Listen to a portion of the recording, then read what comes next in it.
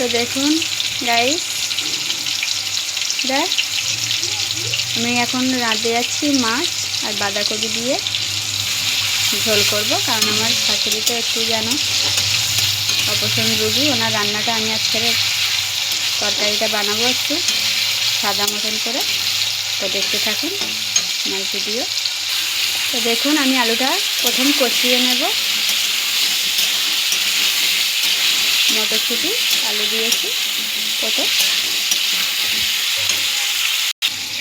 তো দেখুন আমি আগে বলেছিলাম যে আমার ভিডিও এমনিতে কেউ ধরার থাকে না, আমি নিজেই ধরি, তো আমার একটু অসুবিধা হয়, আপনাদেরও বুঝতে পারছি, হয়তো ছবি ক্লিয়ার কেউ হয়তো ভালো করে বুঝতে পারছেন না, দেখছেন না, নড়ছে, তো এর জন্য আমি ক্ষমা প্রার্থী।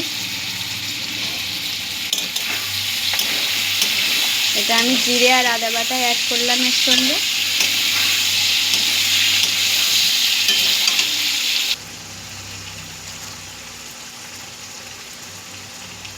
বাঁধাকপি অনেক কিছুই বানানো যায়, নিরামিষও খুব সুন্দর লাগে, আমি তো ওরম বানিয়ে খাই, কিন্তু মাছ দিয়ে আমি খাই না, কিন্তু আমার শাশুড়ি মানে বললাম যা মাছ দিয়েই খেতে ভালোবাসে, ওনার জন্য মাছ দিয়ে করি। আমি একটু নোনা মাছটা খেতে ভালোবাসি। তো দেখতে থাকবেন আমার ভিডিও। দেখুন বাঁধাকপি দিয়ে দিয়েছি আলু কষানোর ওপরে। আমি বলেছিলাম যে আপনাদের সামনে ঝেরাক আমি আমার মানে যেটুকুনি আমি পারবো সেটুকুনি সামনে তো আপনাদের ভিডিওর সামনে নিয়ে আসবো। তা দেখতে থাকুন আমার ভিডিও, ফলো করতে থাকুন আপনারা।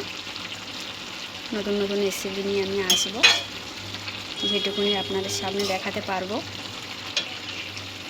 ফলো করবেন ফেসবুকে, ইউটিউবে আমার পেজ আপনারা ফলো করবেন। তো দেখুন বন্ধুরা আমার তরকারিটা কষানো হচ্ছে, এবার জল দেব।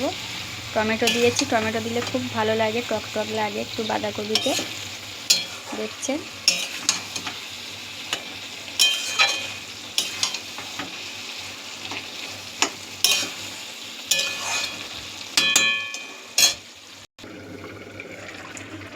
তো দেখুন আমার তরকারি কমপ্লিট।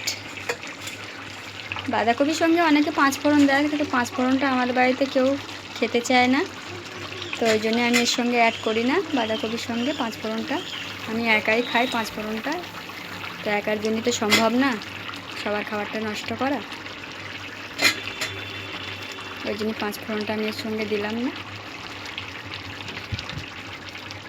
তো দেখছেন আমার তরকারি জ্যান্ত মাছ দিয়ে বাঁধাকপি দিয়ে ঝোল। এর সঙ্গে আমি শুধু জিরে বাটা আর আদা অ্যাড করেছি, আর এই ধনে পাতা মটরশুঁটি দিয়েছিলাম।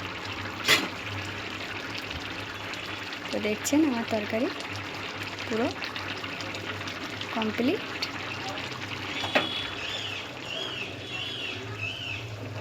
তো অনেক অনেক করে ফলো করবেন, নতুন নতুন রেসিপি নিয়ে আসবো আপনাদের সামনে, দেখতে থাকুন।